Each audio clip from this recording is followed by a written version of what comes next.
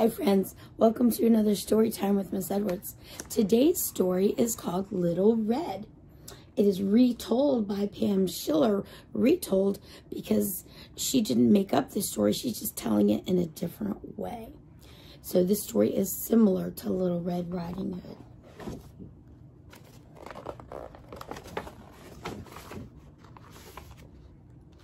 Oh, if I can turn the pages.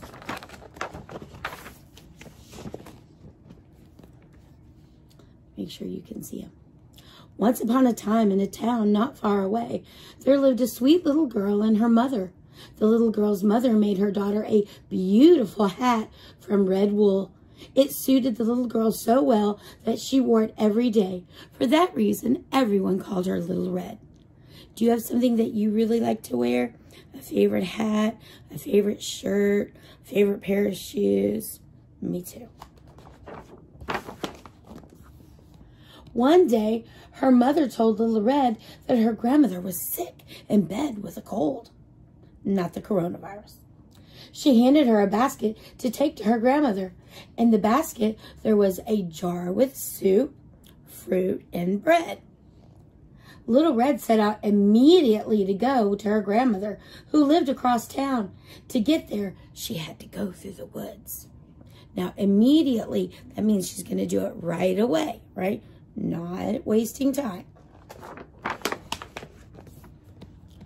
On her way, she met with a wolf. The wolf asked Little Red where she was going. Not knowing if the wolf was dangerous, she answered, "I am going to see my grandmother, who lives behind the movie theater." "Well," said the wolf, "and I'll go see her too. I'll go this way and you go that way, and we'll see who gets there first." Now, should you tell a stranger where you were going or really even talk to a stranger? No. Uh-oh. Little Red took her time. She stopped to smell the pretty dandelions. She listened to the singing and the chirping of the birds. She lay down and watched the clouds dance across the sky. Little Red loved the way the sun felt on her face. She sat down on a rock and ate one of the apples her mother had placed in the basket. The crisp, tart taste of the fruit filled her mouth with the nicest sensations. Now, wasn't she supposed to go immediately? Does this look like immediately? I don't think so. The wolf instead ran as fast as he could, and since he also took the shortest path, he arrived at Grandmother's house well ahead of Little Red. He knocked on the door. Tap, tap, tap.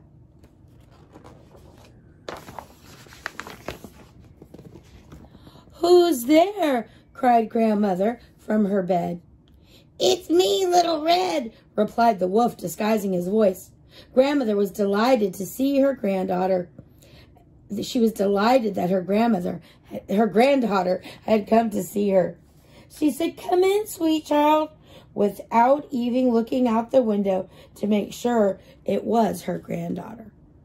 Now, do we just let somebody in the door because they say they're supposed to be there? No.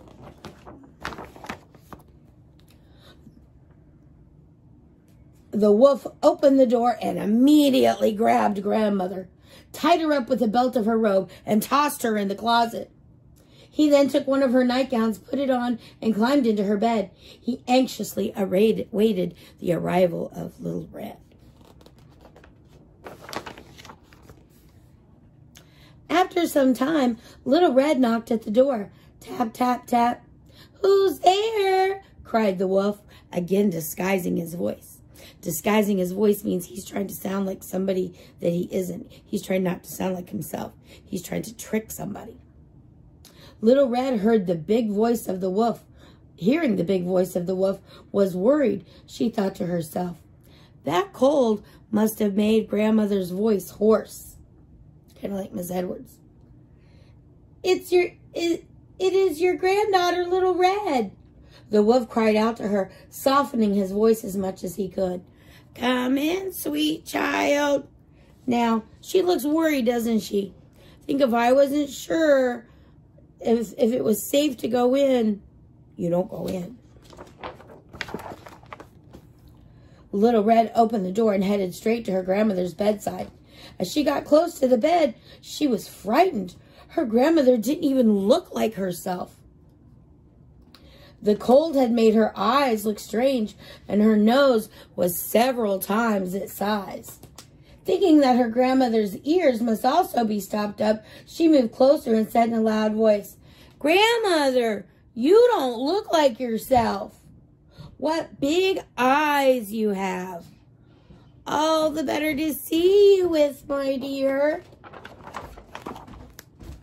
Thinking her grandmother might not be able to see her very well, Little Red moved in a little closer. She noticed her grandmother's sweet powder smell was missing. "Grandmother, you don't smell like yourself." "It is the eucalyptus I use for my cold, my dear."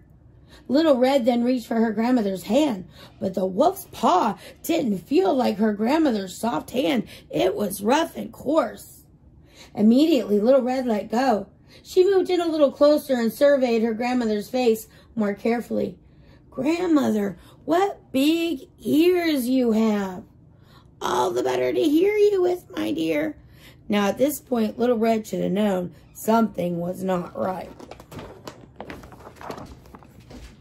"Grandmother, what big teeth you have. All the better to eat you up," growled the wolf, as he jumped from the bed and attempted to grab Little Red. Little Red jumped away in the nick of time. Thankfully, the wolf, in his haste, got all tangled up in Grandmother's nightgown. Haste means he's in a hurry. He tripped and fell flat on the floor, bumping his head as he hit the ground, and he was knocked out. Little Red pulled her cell phone from the pocket of her cape and called 911. After she told the operator what had happened, she began to look for her grandmother. She glanced around the room. Her grandmother was nowhere in sight. Do you remember where her grandmother was?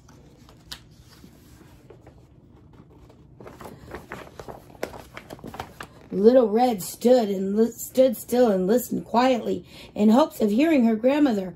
And oh, what was that? She was sure she heard someone knocking. She used her ears to follow the sound and ended up by Grandmother's closet. She opened the door and there was Grandmother. Little Red untied her, hugged her, and helped her back to the bed.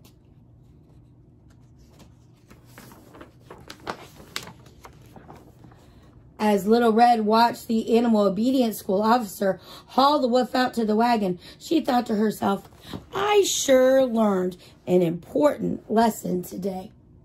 I will always trust my senses.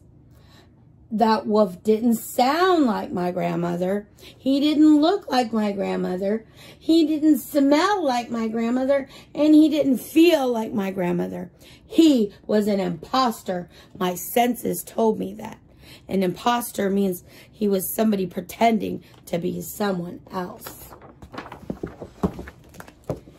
Now, the author of this version, Pam Shiller, she lives in Cypress, Texas. So she lives here in Texas. And remember, I said that she retold the story. She didn't make up the story of Little Red Riding Hood. She just told it in a different way.